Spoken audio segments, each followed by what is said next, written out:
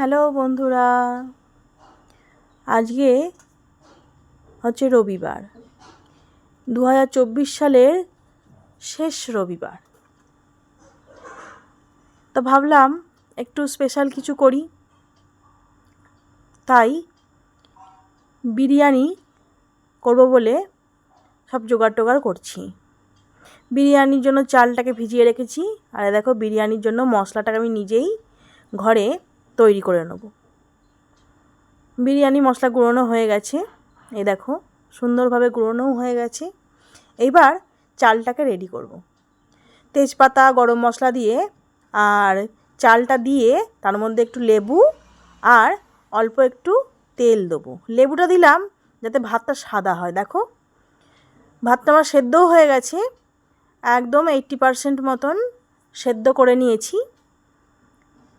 আর এই ঝুড়িটার মধ্যে দিলাম কেন জানো তো, যাতে পরিষ্কারভাবে জলটা ঝরে যায়, একদম পুরো শুকনো শুকনো হয়। আর দেখো হালকা হালকা ভেঙেছি ভাতটা।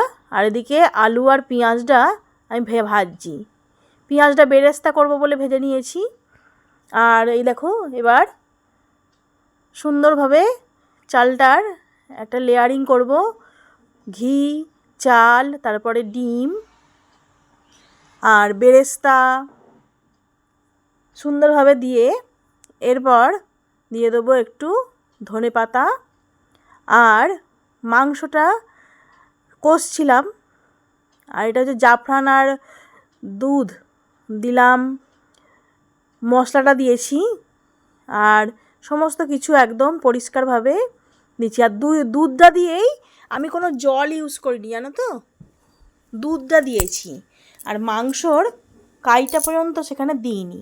দুধটা দিলে টেস্টটা জানো তো দারুণ হয়।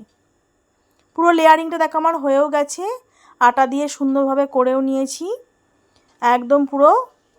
দেখো আধ ঘন্টা পর আমি নাবিয়েছি, 45 মিনিট নয়, আধ ঘন্টা পর নাবিয়ে আর রেখে দিয়েছিলাম আরও 10 মিনিট মতন।